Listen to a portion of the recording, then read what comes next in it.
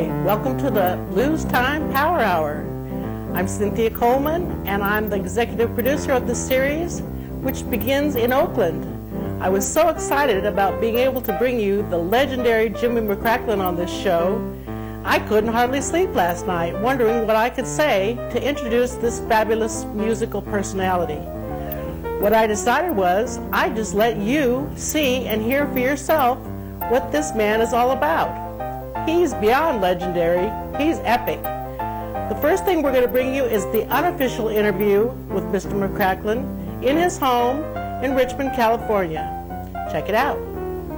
Folks don't know this, but you know, in all honesty, see, Bob actually how I and Bob got hooked up. I met him in Los Angeles, and when we finally moved up here, he was what you call an educated man in the business, knew how to get records to different companies and stuff like that. And what used to happen is we used to take our own money and run to the studio, cut a demo tape, run to Bob with it. Okay. How you like this, Bob? Oh, leave it, let me listen to it. And in turn, it was several people, everybody in the Bay Area, and what Bob would do, then you go cut another tape, and down the line, Bob would get them a box full of tape. Bob was smart, man. He'd run to Los Angeles with them. He knew how to deal with them folks because he's an old rat in that business. He'd take credit for writers. He'd take credit for publishers. So he was like everybody else. He's just exactly. See, I'm saying this. The white boy started that stuff. They beat him, and he had to find out how to beat the people that come to him. Okay. So they taught him. Now, I hate to say these things, but truth is the truth. No, that's yeah. See, now, like, he don't get credit. He had his name on, I guess, about 18 or 20 of my songs. But all that stuff been cleared away because he never had one piece of writing or nothing that to show he earned it. It's just like I Just Gotta Know. We did 1 million records on that. I cut that thing right up here in Oakland. I run to Bob with it, see how he like it. I left it with Bob. He run to Los Angeles with it. Put his name on it as part writer, part publish, and get a company to other publishing part. They give him $400 or $500 in his pocket. He brought it back. He come back. Yeah, we got it with so and so and so and so. I got it on so and so. Well, okay, Bob. Well, you get credit for writers and publishing. That be's on the record label. But in the White House, in the office up there, the right place, your name don't exist. Okay. Only shows his so name. People goes by what they see. You see, I'm reading this. This is what I go by. Right. This is the way it was as far as you are concerned. You're Johnny come late. Oh, you going by what you see. What I see on the record. Am I right? Right. You see Jimmy McCracklin's name on there as a writer, publisher. I've been on the publishing for him almost 30 years. But what Bob would do, he'd have your name on the label. But not on where not in counted. Where you get them checks from. Right. So it's not only me, there's people like Casey Douglas, you name them, or what's this boy named, Johnny Fuller, and all them fellas have them big records. Right. They write that stuff themselves. And they did exactly like I do. They run the Bob with it.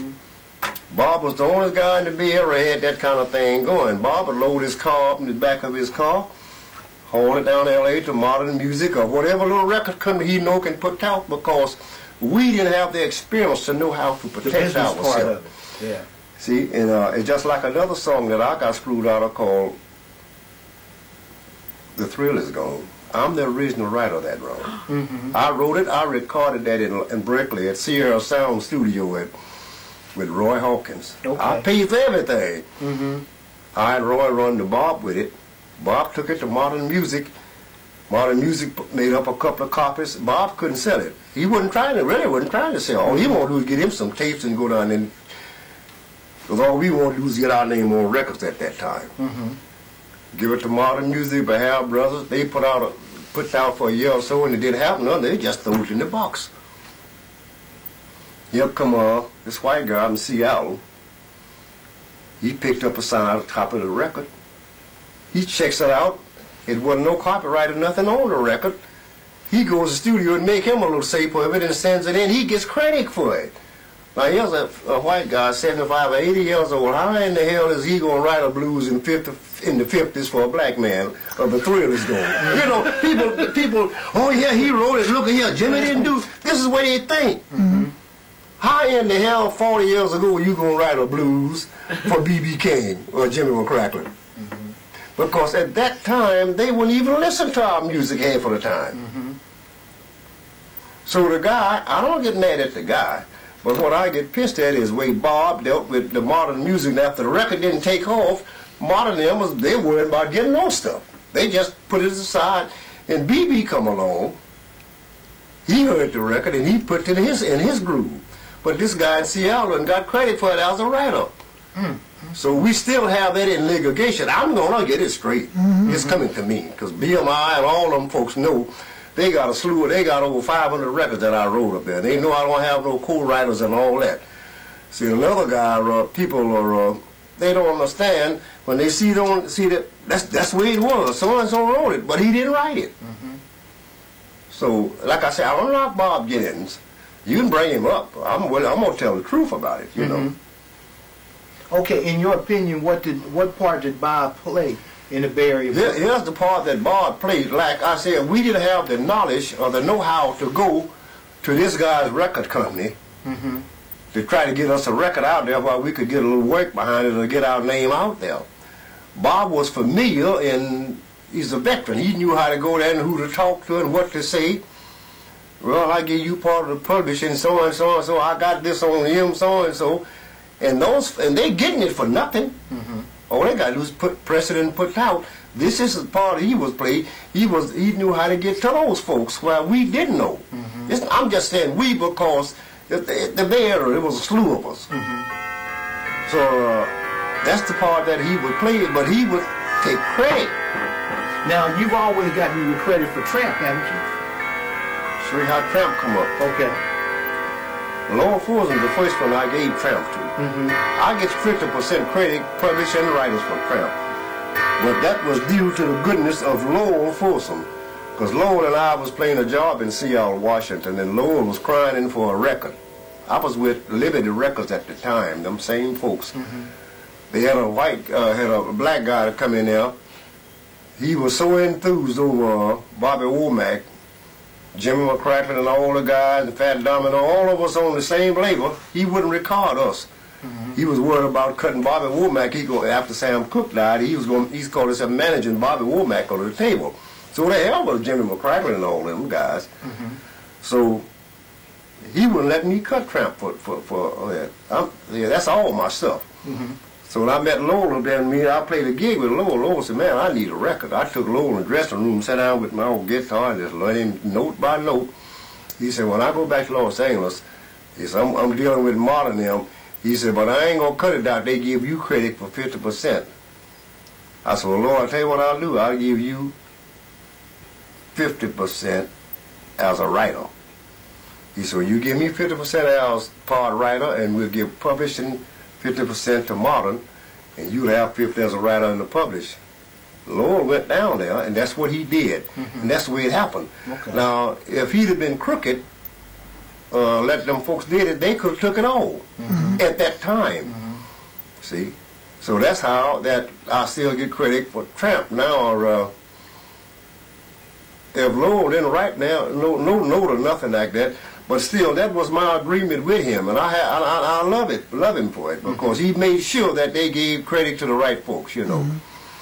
So that's how Tramp was. Did you get a, was the money good when Salt and Pepper redid it on the... Well, see, the greatest part about people like Salt and Pepper, they did a hell of a good job on it.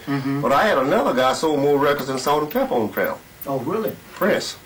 Okay, he did it. You know Press did it? Ah. Oh, man, yeah, Press did it. It was very big on Press. I got all the stuff right there. I can show you. Okay. And we had first rap guys, L.A. Cool J, you name them. We done had over about 18 different people to cover Tramp. Okay. What they do, they don't cover Tramp by the lyrics and everything, but they use identical as Jimmy McCracklin. Right. They use that, you know. They pull that hook. And they'll name it what they want to name it, and like one guy called it, How Could I Kill a Man, and all that kind of crap. Whatever. I don't care about that, but we get credit, because time my kids or something, they be listening for it. On radios and stuff, or your TV show, whatever. Right. You play something, they hear that background, they'll say, Daddy, we heard Tramp. And they'll write write it down, and we send it in to my boy, and he get right on top of it. We have no fight. They don't fight us. Mm-hmm. Because... But see, that's another part that gets me about the business, because I've heard numerous times now, if you didn't have anybody that listened, they would never come and tell. What the? No, that's something for nothing. Yeah, they'll steal it in a minute. Sure, they'll steal it for a minute, or what about Frank Sinatra's big song?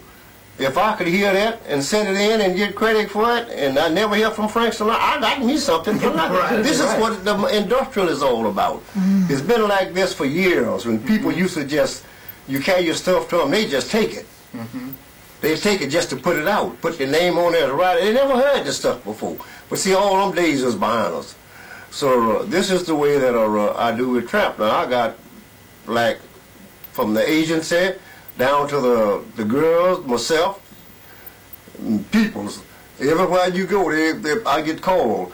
We heard a thing, they got trap in the background. So, you know, like, what this boy name, or Hammond, all them folks, they cut trap. See, and they don't originally give you credit, but when the time they send them those letters and things, they can't show proof, and they know they got it. And it's on about 6 different TV. I got about 8 different TV things going out there now, you know. That are soap opera and all that stuff. They using my material in the background. Would you believe that? Yeah. So, in return, you give up yours for the pain. What we do now,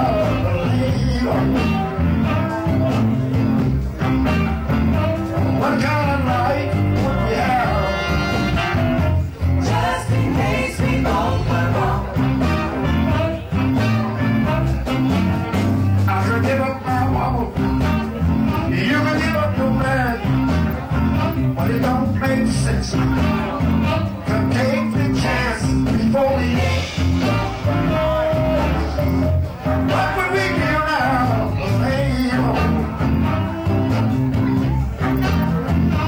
What kind of life would we have? Just in case we both went wrong.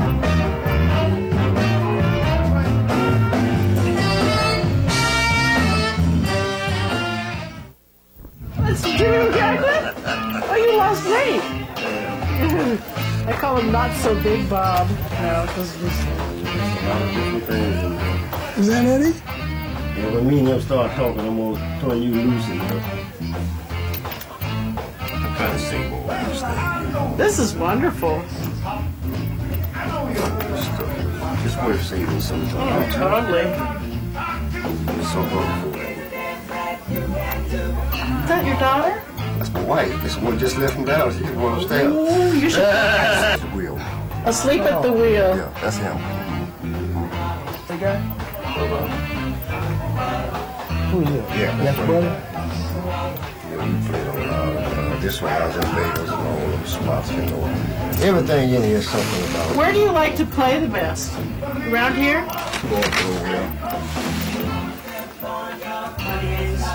This ain't half of the stuff that I should have seen. Maybe this guy might know. You ever saw that guy before now? Oh, this guy? I'm looking at this, I'm going, that looks like you. Just got a new was bunnied up, man. That's Mr. Riggins there. He was at the White House. Modesta. And every time I go to L.A. You heathen? You heathen? Every time I go to L.A., she makes my shows. What year is that? Well, 56, 57 in that era. Oh, you're in my era. We're about When's your 7 years birthday? August 13th. All this stuff, man, you know, it's just everything. I'm gonna let you. You see who was the headliner? Who's Jocko? He was the fellow that promoted. Oh, Promotion promoter. Marvin Gaye, wow. Yeah, all those guys was on my show. Until you see these things, you know, when you tell folks that, they think you're lying, you know. Might find you in here somewhere. I've been on the show with this guy here. Thank you. That's what we make a living on right now. Oh, you're so lucky that you had the opportunity to meet people that would help you, because You need help. You I know, but there hasn't been any help of it. Yeah, that's when the Ravens, you know, the band behind them. That was some days. Are you still writing music? That's all I do. Are you? I ain't gonna stop now. Well, do you feel like this is a gift that you have? To Well, I think it's a good God gift, you know. Yeah. I mean, that's all I want to Now do. this That's what I picture do. here, is this Bob Marley? I think that's him in the way before they went rock. Really went into reggae. It does look like him, huh? This boy here, That's the name of the band, Heartbeat. He just recorded one of my songs. Oh, okay, Sam Moore. Mhm. I just picked Yeah, up a CD. I was looking at Jerry Butler and Curtis Mayfield. Are you enjoying this intimate visit with Jimmy McCracklin? It's fascinating finding out what's really been going on in his life. And coming up, we're going to see some of his awards, and then we're going to get into some performance.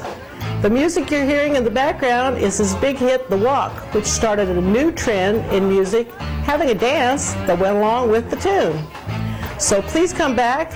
We'll see some performances on the Blues Time Power Hour.